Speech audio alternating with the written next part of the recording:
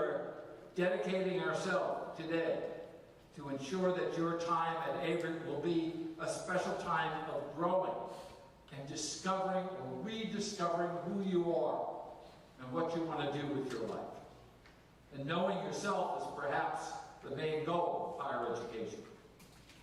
So we have a number of people who are coming to talk with us as we celebrate your arrival into campus. And it's very fitting that our first speaker today is the chairman of our Board of Trustees, Ms. Emma Maddox-Kozlowski. Chair Kozlowski earned her degree from Fordham University. So we know she's well educated with those Jesuits, right? And then she earned her Juris Doctorate at Wake Forest University School of Law. For a number of years, Trustee Kozlowski was an attorney, and when she is not volunteering at Averett, she serves to volunteer in her community. She lives in Hardy, Virginia with her husband and 2 children and a lot of horses, and she has big horses. Ladies and gentlemen, please welcome to the podium our Chair and Trustee, Emma Kozlowski.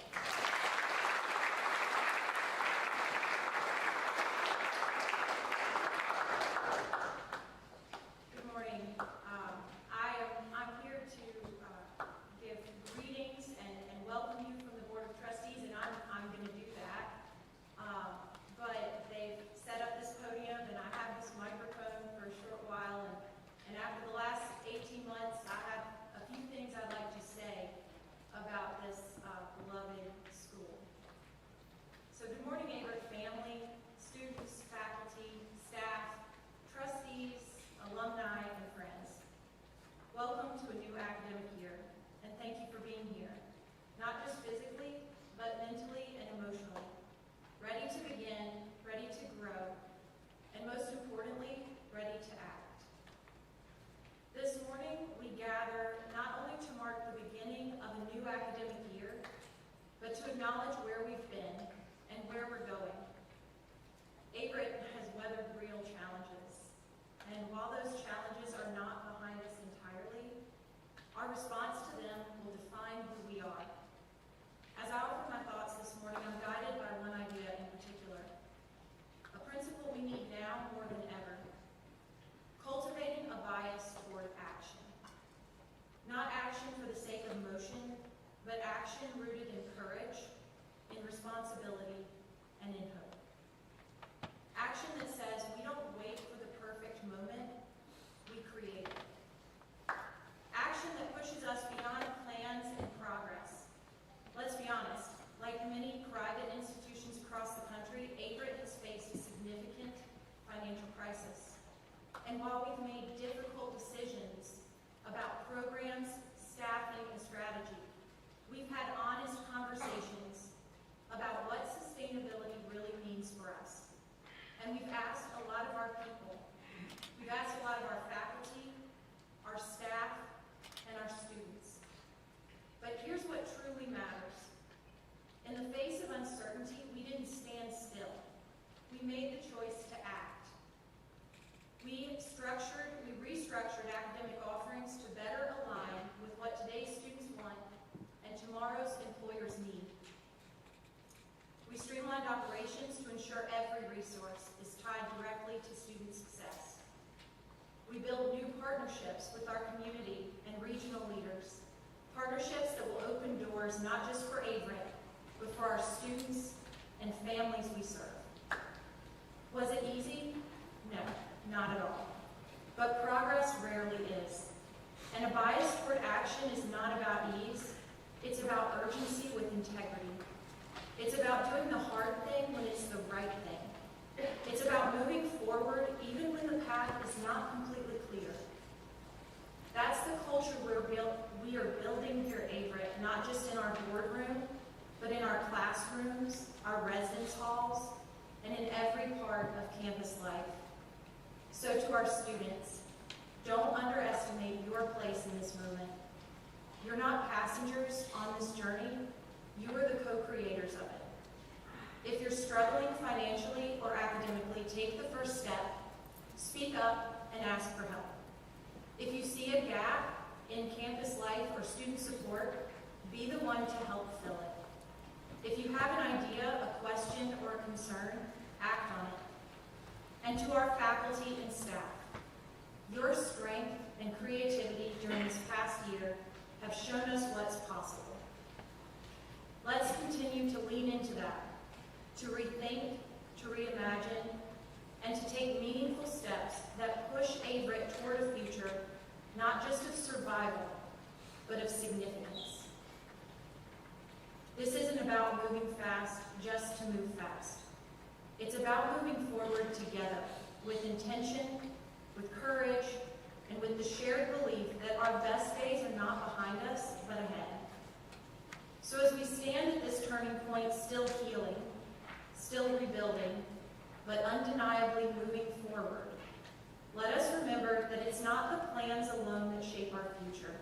It's the steps we take, the small ones, the hard ones, the ones that require trust and grit and hope. Averett University is not and will not be defined by crisis. We are defined by our response to it, and I believe deeply that our response will be one of motion, innovation, and bold collective action. So as we begin this new academic year, let us move with purpose. Let us choose progress over perfection. Let us lead not by waiting, but by doing. And on behalf of the Averett University Board of Trustees, I want to extend our heartfelt gratitude for your commitment, your resilience, and your belief in Averett University. We are proud of you, we're behind you, and we're walking with you every step of the way. We wish each of you a year of learning, growth, courage, and decisive, purposeful action. Thank you, and welcome to a bold new chapter at Averett University.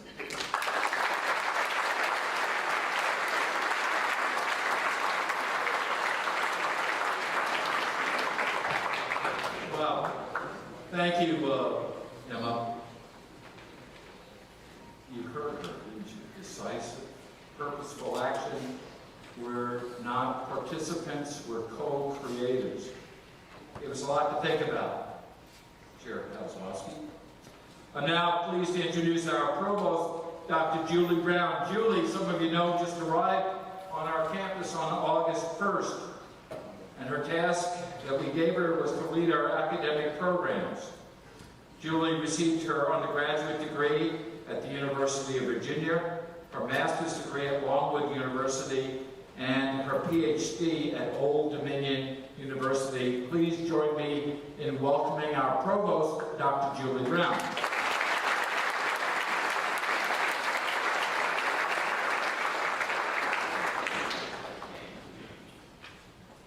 Good morning. On behalf of the faculty, let me add my welcome to you, our current students, and the entering class to Averett University. Faculty, sorry I didn't warn you about this, but if you would, please stand and just remain standing for a moment. Our faculty members, please stand.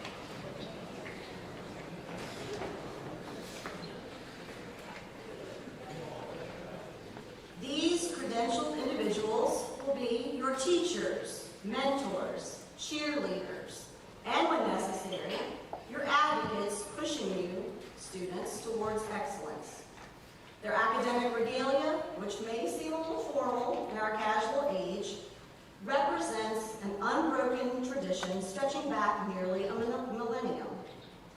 These gowns mirror and affirm those worn by the first university scholars in medieval Bologna, Paris, and Oxford, where the very concept of liberal arts education was born.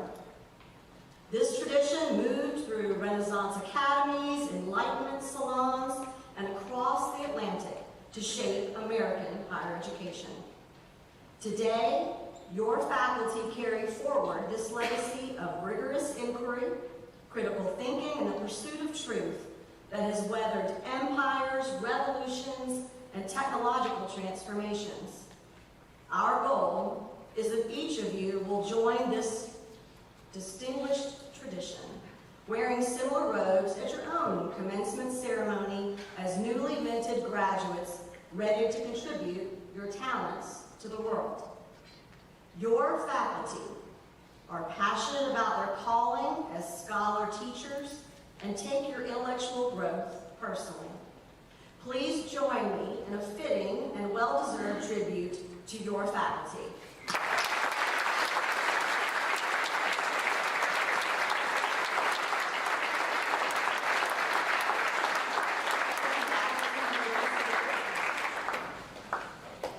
Now, students, you may wonder how this ancient tradition serves you in our rapidly changing world of AI, global markets, and careers we can't yet imagine.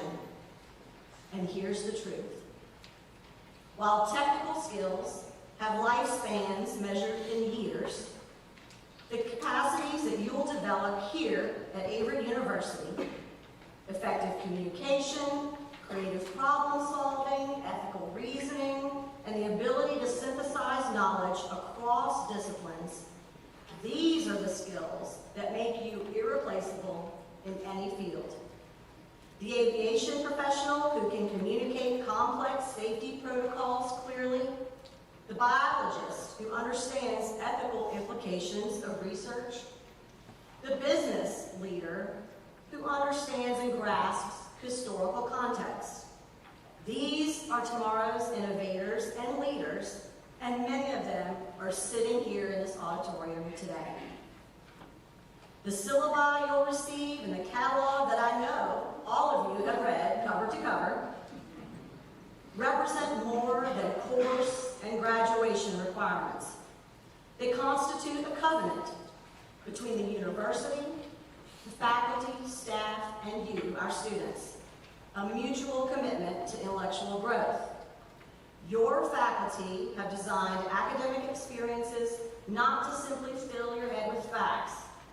You can do that on your own, but to transform how you think, question, and engage with the world.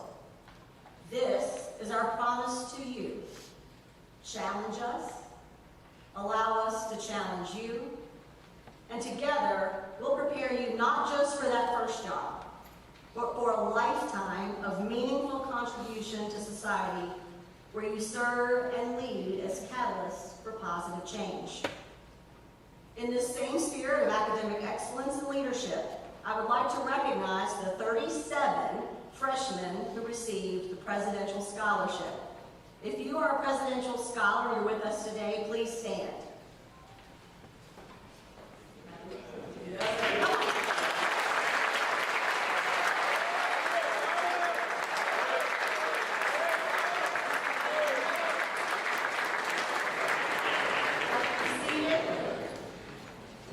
Your commitment to academic achievement has served you well, and we expect that you will continue that same level of excellence in your academic pursuits at the university level. So again, on behalf of the faculty, welcome to Averett University.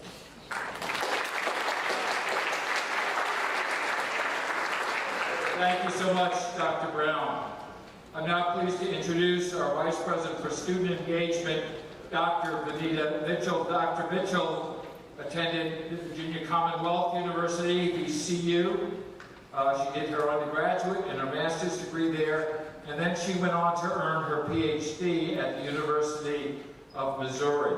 Most of us know that Dr. Mitchell has been leading our student life programs for the past 4 years.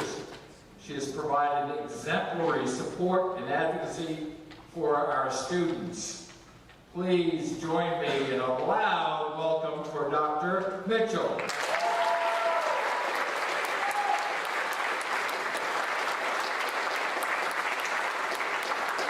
Good morning. Now I'm thinking, how are you going to accomplish all those things that you've been challenged, right? We're going to do that by stretching ourselves a little bit. When I started thinking about my brief remarks, I was looking back through my summer photos and when looking for some inspiration. I like to hike, and in the summer I climb mountains. There's a lot of inspiration there, but I thought, there's enough cliches about climbing mountains, and not everyone likes the outdoors, but music. Now, music touches us all, doesn't it? So this summer, after years ago, Dr. Clark recommending to me I should go to Quebec City, I finally during the Quebec Music Festival. We weren't there for the festival. It was just by happenstance. So one night we were leaving dinner. We were going the opposite direction of the crowd. And you know when you're trying to get through one way and everybody's going the other way? We did that for about 2 blocks, saw all the Def Leppard t-shirts, people excited to see the concert, and we thought, what are we doing? We're missing out. All these concert goers are going to have a good time. So we turned around, jumped in with the crowd, got on our phones, and started to buy tickets, see if we could get some tickets for Def Leppard. Just as we reached the venue, it sold out. There was our chance to embrace a bit of spontaneous fun. So we took our disappointment into an empty tavern, because everybody was at the concert, and we whined to the bartender about our missed opportunity. He looked at the schedule on his phone and he said, "You still have time." He said, "Tomorrow night, you don't want to miss the Lemon Bucket Orchestra with a K. They're free, and they're unlike anything you've ever seen. It's a wild show," he said. "There's even a tuba." So the next day we kept thinking, should we go? Should we not? Do we go? Like, it'd be weird? So then we thought, all right, let's go hear a couple songs, grab a t-shirt, and say we did some culture. Now, I'm sure you haven't heard of the Lemon Bucket Orchestra, because nobody probably has, but they're this wild, joyful, 11-piece Vulcan-inspired brass punk fusion band from Toronto. Now you see why we were going, should we go? Should we not? Think Eastern European wedding meets a New Orleans parade that crashes into a protest and spills into a big dance circle. It's chaotic, it's loud, and it was incredible. We ended up pulled into the experience. We found ourselves shuffled to the front, dancing with strangers, shouting, completely caught up in the moment. And I'm not a caught up in the moment kind of person. And let me tell you, the lead singer, wearing a black dress, tore through a fiddle solo with more fire and ferocity than any band I've ever seen. I went for the t-shirt, but I left with a story. I left with joy. I shared a moment with strangers, and it only happened because I pushed beyond what was familiar. Convocation is your invitation to do the same. You're standing at the beginning of a new year. You may be a new or returning student. You might be a new faculty member, or a faculty and staff that's been here for decades of your life. The new year is a new beginning.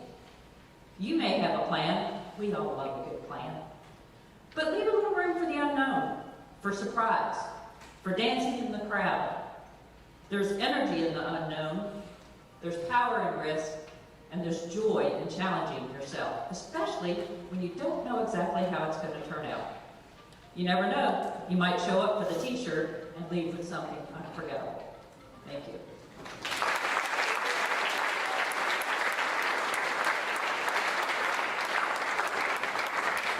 Thank you, Dr. Mitchell, taking the opportunity. It's now my pleasure to introduce our SGA Vice President, Unique Savage. Unique grew up in, we can even clap for her. She grew up in Averett, Virginia. She's a junior at Averett, and she's majoring in sports administration, health, and sports science. Now let's clap for you.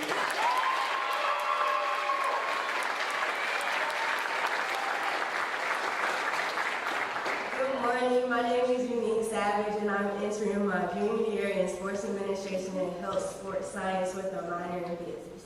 I am so excited to welcome you all to Convocation as the Vice President of Student Government Association. During my time here, I've been fortunate to serve in many leadership roles alongside SGA. I am Vice President of Sister for Sister and Black Student Union, a bonder leader, and a resident assistant. I am also the manager for the women's basketball team. Being involved on campus is so important to me. I have built friendships, networked, and learned many valuable skills. Connecting with the faculty and staff is what makes Averett feel like home. They can help you in a plethora of ways. They have really helped me shape and guide me through all of the tasks and challenges that I have faced on this journey. One of my favorite leadership roles that I fulfilled last semester was being able to put together a Power Cup game for the women that love competition and football. This event has been asked for by students on campus, and I am proud to say I have helped make that happen. I've handled everything from choosing a date, designing the flyer, and creating the rules and waivers along with much more. It was a lot of work, but I enjoyed every moment of it. And I couldn't have done it without the amazing support from the fourth floor, including our Dean of Students, Miss Tammy, and many others. This event is just one example of how SGA listens to the student body and works hard to create the experiences you want. You can create and let your creativity show here at Averett. We have an amazing student involvement staff that is ready to support you and your goals, and student leaders who will advocate for the things you want. I want to encourage you all to get involved whether you are a new student ready to jump in or a returning student waiting to challenge yourself to do more. Explore the many different clubs and organizations that Averett has to offer. And if they don't have something you like, create it. And faculty and staff, you are welcome to join us too. Thank you all for your time, and I wish nothing but the best for you all this upcoming year. Let's make it great.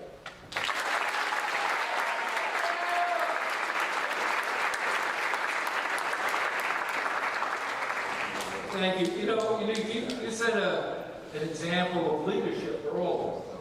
So it's not just in any good university, it's a community of learners. We learn from you, you learn from us, we learn together. As our chair of our board said, we're co-creators of all this. Now, the next person I'm going to introduce is somebody that, if you don't know Mr. Buddy Brawley, you're missing out. Buddy Brawley is the life of the party. And so, welcome, Buddy. Buddy Brawley.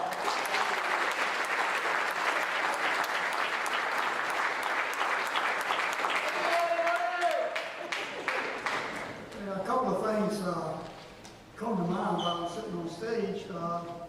This past May actually marked 50 years from the time I walked across and graduated from Averett, right down here where the apartments are now, where it used to be a soccer field.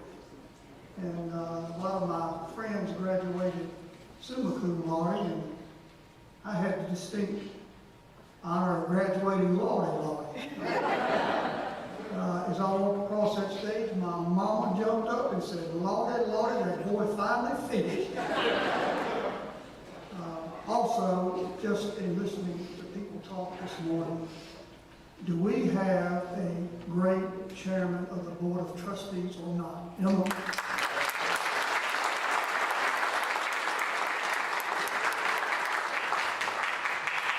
That was a very inspiring talk.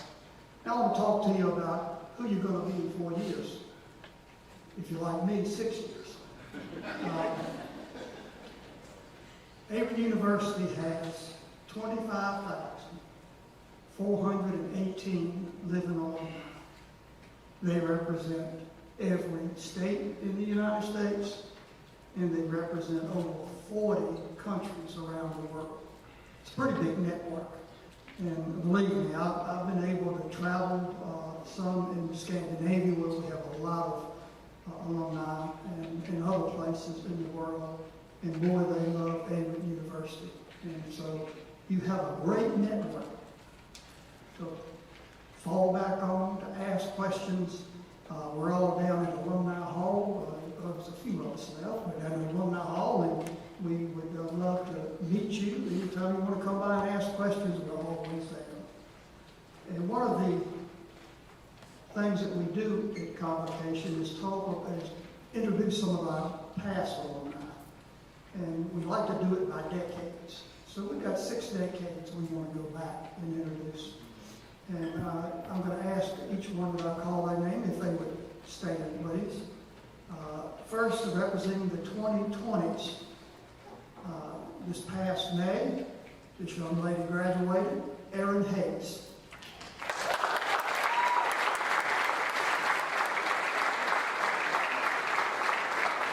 Also in 2023, a little earlier, her brother graduated, Stephen Hayes.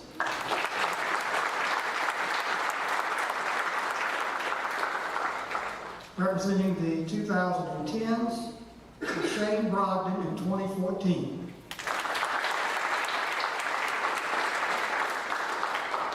Representing the 2000s, Diane Gosney, graduated 2 times, 2003 and 2013 with her master's.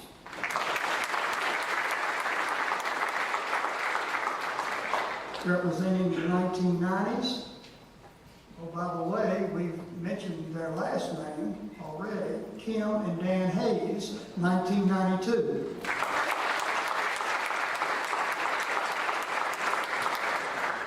Kim and Dan met here at Averett and married, and the 2 people I introduced to begin with, Aaron and Stephen, are their children, who also graduated from Averett. Representing the 1980s, a young lady that used to be Provost here at Averett. I think, Janet, you got your master's in 1987. Miss Dr. Janet Lawson.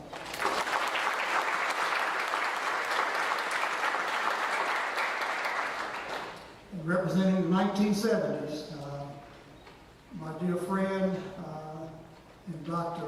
Martha Walker, 1974.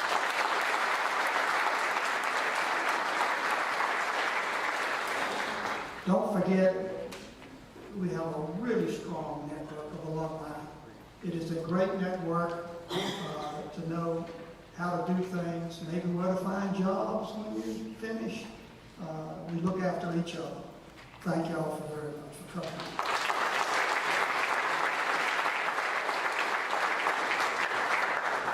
Thank you, Mr. Raleigh.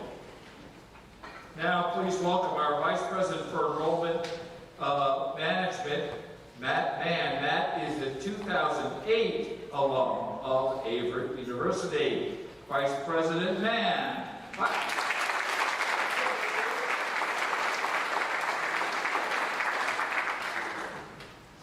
Good morning, Cougars. Welcome to Averett University, your new home, your new community, and a place where some of the best years of your life are about to embark. As Dr. Powell said, my name is Matthew Mann, and I serve the university as the Vice President of Enrollment. The enrollment team has been working tirelessly over the last 12 months to prepare for your arrival, and many of you are joining a class that has set the bar very, very high. As Dr. Brown shared, among you are 37 presidential scholars, 262 new freshman students, and an average GPA of just over 3.3. I believe that deserves a round of applause.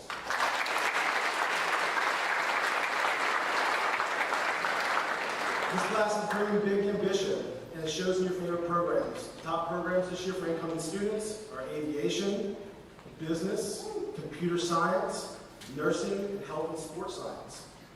But what makes this class even more special is where you're from. You've traveled near and far, and today we celebrate the wide reach of our new Averett family. So I know this event's full of a lot of pomp and circumstance, but this is how this is going to work. When I call your state, I want you to be loud. Let's see who brings the most energy. The returners, you're familiar with this tradition. And think of it as a little friendly competition. So this year, we are welcoming new students, as well as our returners from California. California is pretty quiet. Be a big state. You guys are pretty quiet. Next, we're welcoming our students from Connecticut. You're with us this morning. All right, we're welcoming our students from Delaware. Yeah! There we go. We're welcoming our students from Florida. Yeah! Georgia. Illinois. Maine. Maryland. Massachusetts. Minnesota, New Jersey,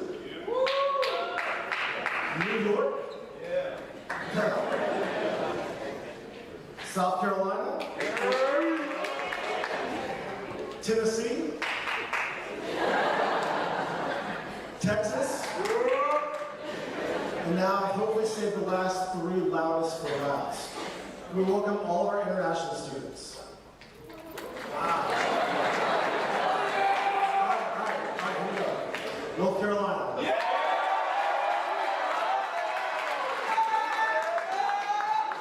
And finally, give it up for the home team, Virginia.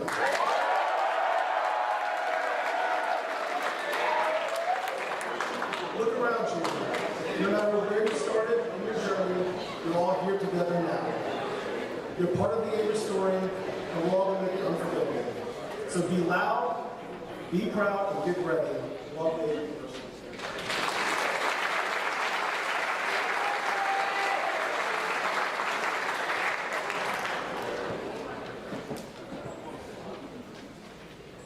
So thank you, Matt, and thanks for getting us cheering, and we'll work with those people from Texas.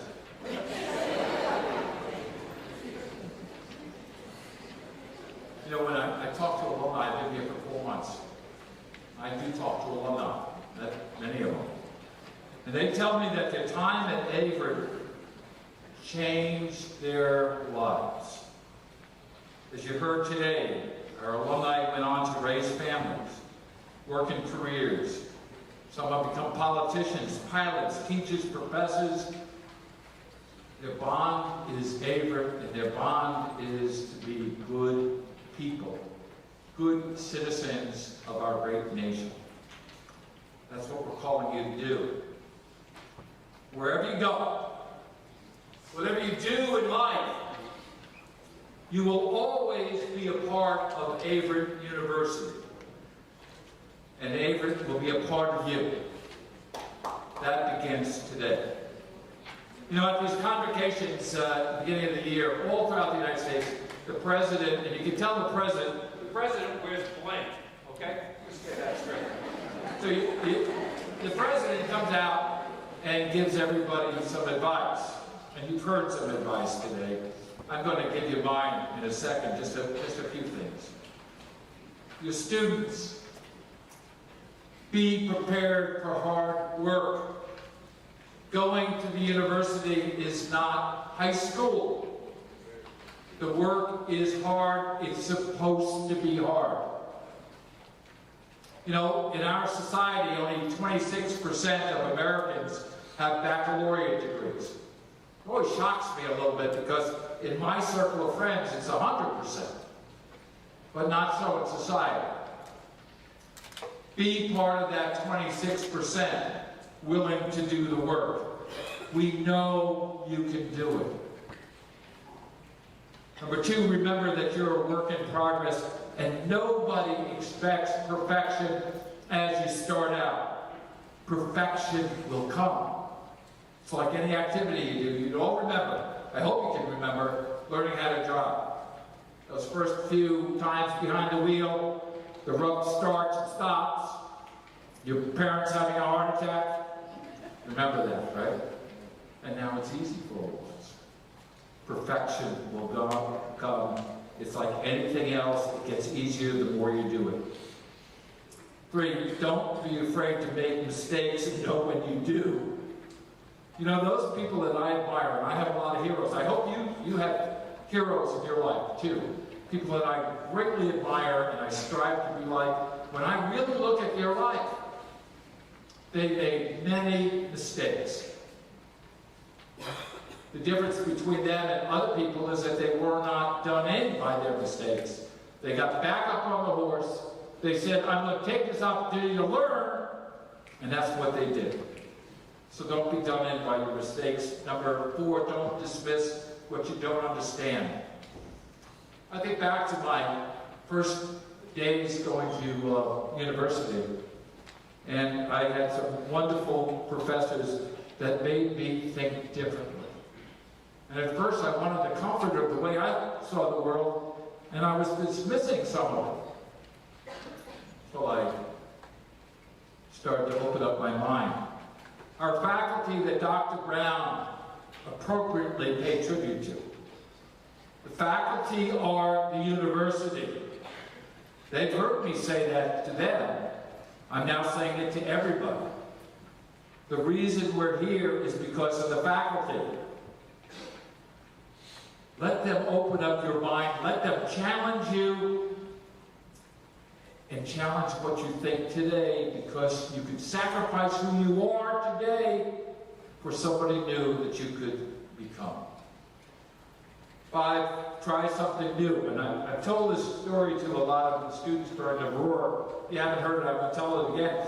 So I went to the University of Alaska. My wife was sitting down there. We both went to the University of Alaska. And I thought I knew what I was going to be for the rest of my life.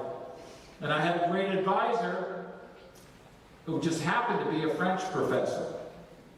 I was not a French major. He was just my advisor.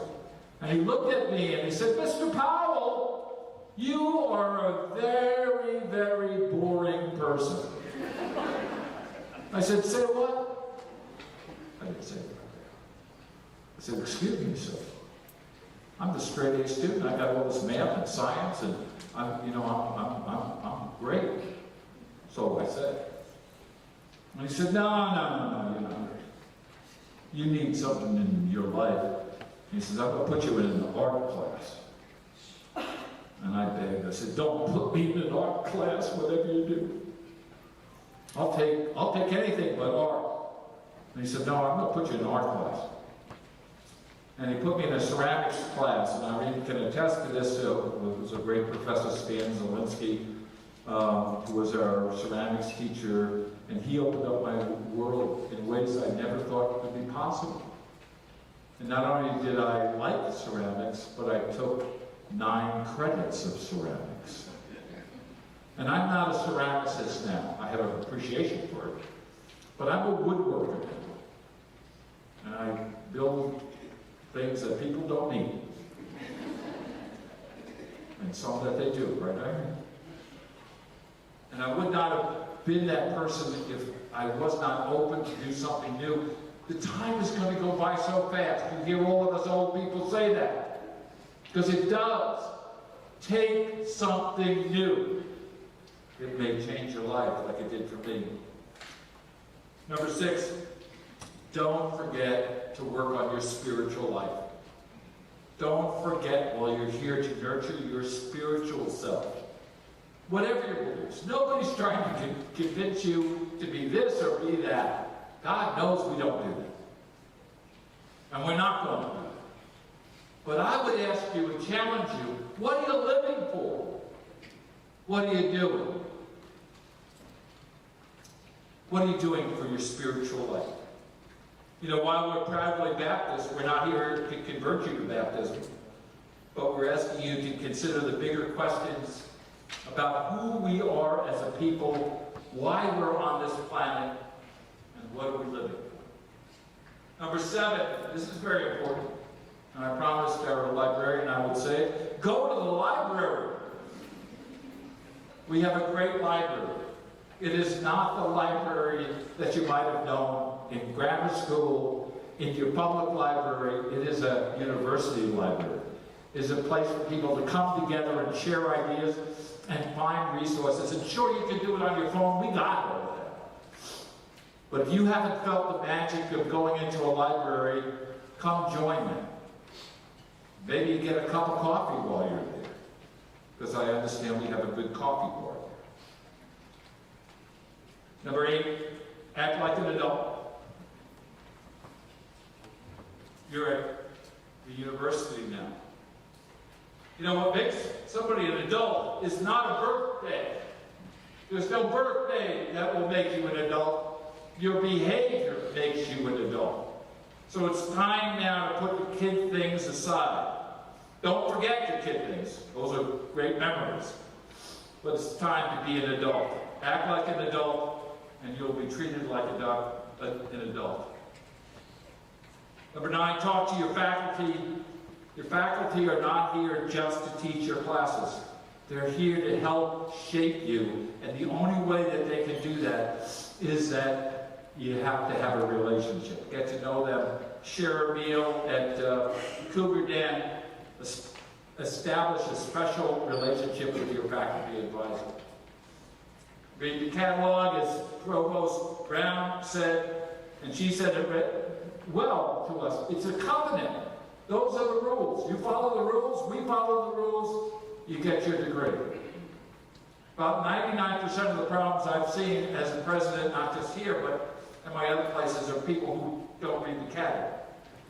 Now, number 12 is, may sound easy, but my daughter made me put this in, and I'll tell you why in a second. It's read your emails. I know everybody likes to text and it's chat stuff I'm not on, but I got it.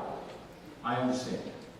So my daughter was telling me she runs the honors program at WVU, and she said they had a student that they really was outstanding, and they had a great scholarship for her, you know, like thousands and thousands of dollars, and they kept sending her emails, and she forgot to read them, and then somebody said, read your email, read your email, read your email, and they got tired and gave it to somebody else. Don't be that person. Read your emails.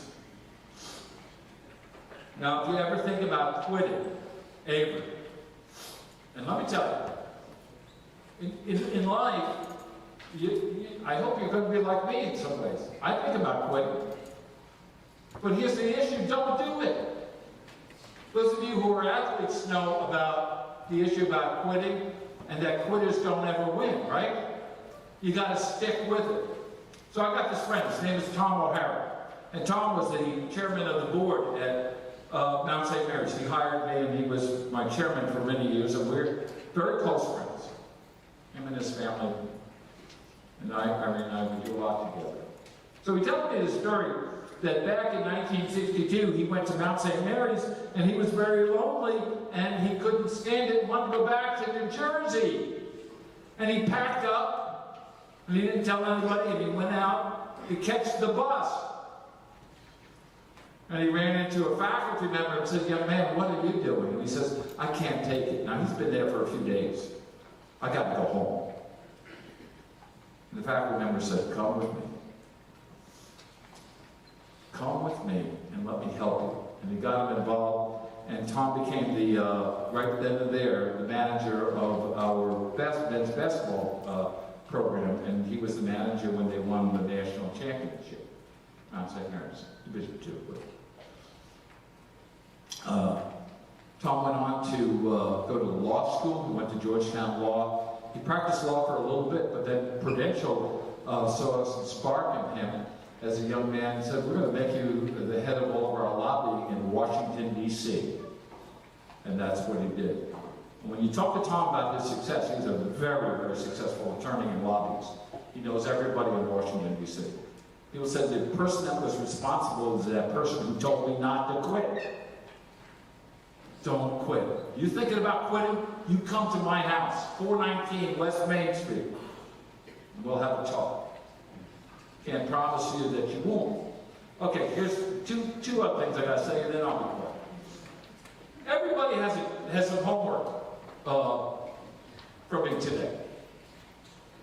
Not just our students. The faculty have some homework I'm going to give you right now.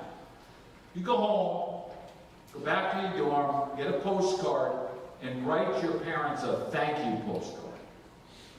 And say, I got it. I understand. I'm old enough to understand how you sacrificed for me, how you made my life different. Because you were my parent, you wouldn't be sitting here today without your parents.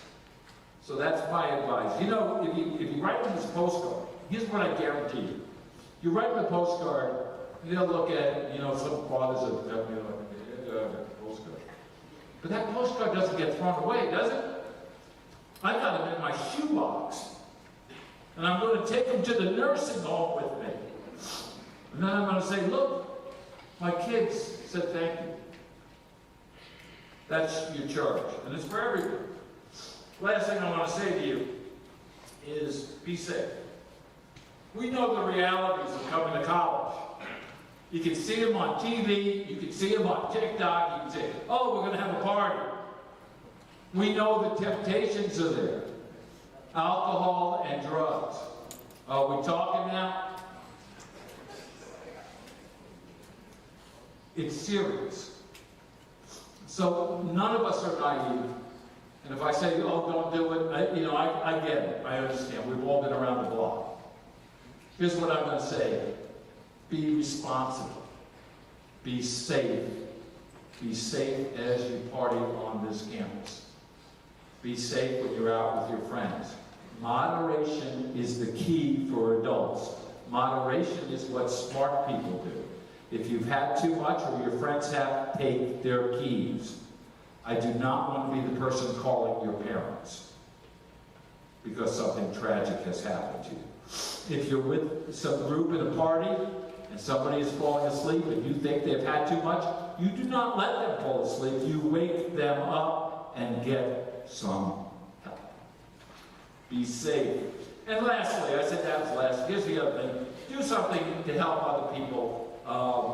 It'll make your life better. We can't all be Mother Teresa. We're not called to be Mother Teresa.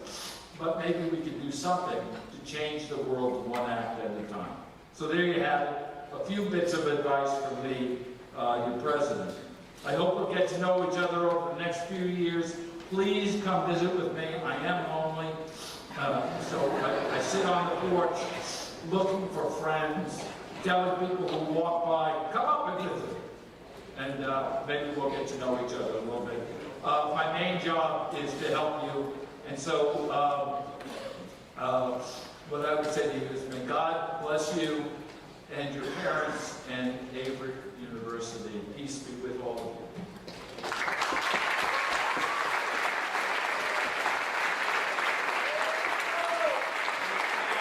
Please stand and remain standing. Abby Coble, clap for Abby one more time. Now, Abby is going to come up and help us sing the alma mater. Now, the alma mater is going to be up on the screen, is it not? It's on your program? It's on your program. So, Abby, can you all hear me?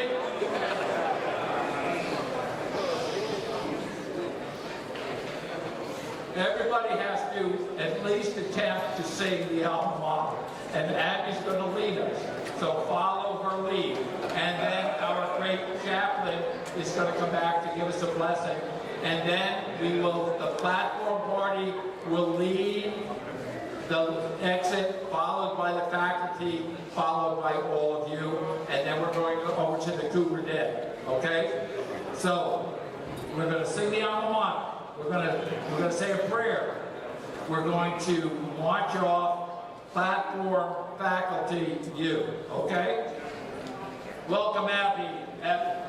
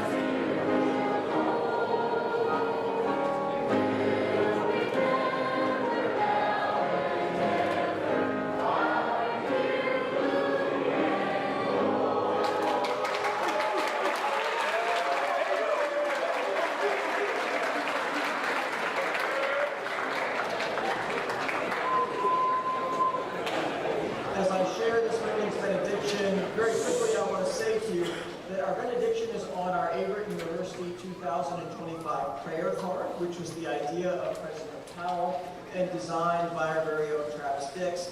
If you'd like a copy, you can come to the chaplain's office on the 4th floor of the Student Center or go to the President's office on Lexington Street. And now I invite you to hear our benediction as we go. Almighty, loving, and sustaining God, as this academic year begins, we entrust each new moment to you. We welcome your presence and invite you to lead us not just to a greater knowledge, but to a deeper understanding of the world you have created. Lead us to more deeply understand one another and Averett University's identity as a light in this community. Teach us to recognize diversity's beauty, so we may welcome and honor each person as a reflection of your image. Shape our relationships, old and new, with kindness and humility. Help us meet each challenge together with patience and hope that endures and overcomes all fear. And above all else, guide us by your love, for with and through love we can do remarkable